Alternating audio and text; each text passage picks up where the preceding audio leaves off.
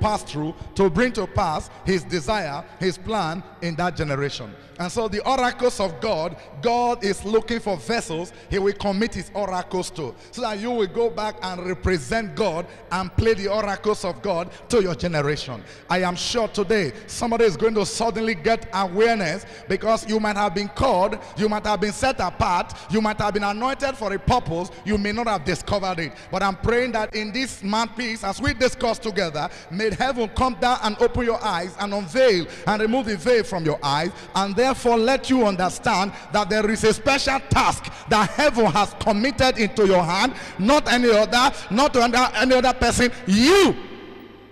It is you. It is me.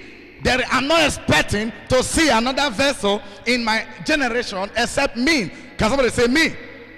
In this generation, God is counting on you. God is counting on me.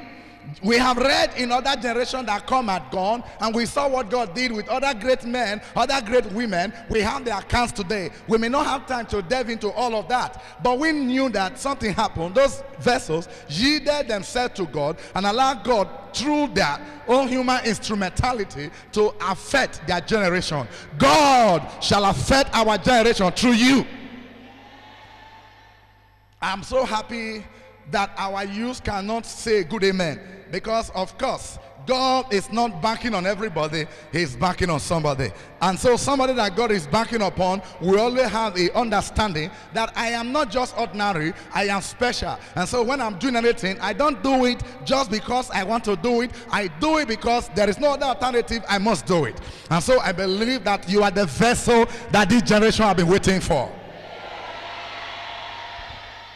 And so we discover that the Bible revealed that such men, vessels, were not easily found.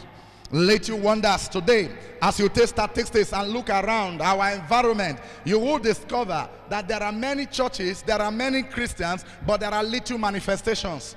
We need more manifestations.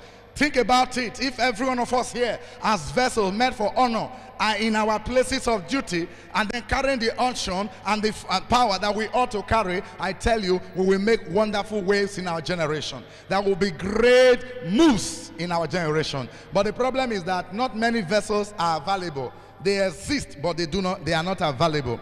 And I want to say you should not just exist, but you should exist and you should also be available. Are you listening to me today? The question that many readily come to mind here is, what is God looking for in his vessel? The question is, we are saying that God needs vessel. What is God looking for in the vessel? What is God looking for in the vessel? What is God looking for in me as a vessel? What is God's desire concerning me as a vessel? These are things that we want to look at today. When you know what God is looking at for, you will therefore know how to possess what will make God to choose you in the election and then showcase you and use you. So if we begin to talk about this, we must therefore try to understand first and foremost the terms. What are we talking about? We are talking about vessels, we're talking about honor. And then what is vessel, what is honor? I have two things here, very brief introduction or very brief analysis or very brief interpretation or very brief definitions. Now, a vessel. A dictionary defines vessel as any hollow container. Any what? Hollow container.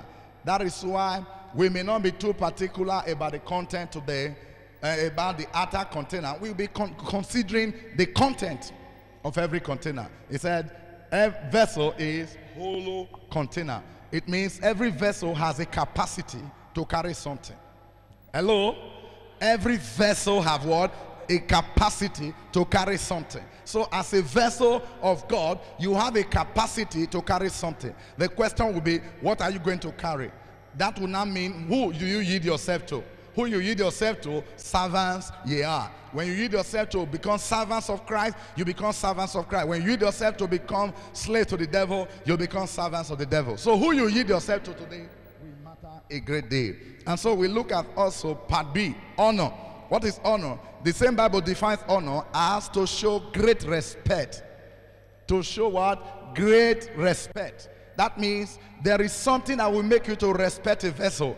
There is something also that will make you to disdain a vessel. And so this is why we are going to begin to carefully look at it, because we're already saying that honor means great respect. And you respect something that appeases and appeals to you. You respect something that is worthy. You respect something that has a qualification. You respect something that has the reason for it to be respected. So we have it here. Honor is as to show great respect for somebody or something. Now, in a big house, there are different kinds of vessels. Now, these vessels are for two uses. Two uses. How many uses? Two uses.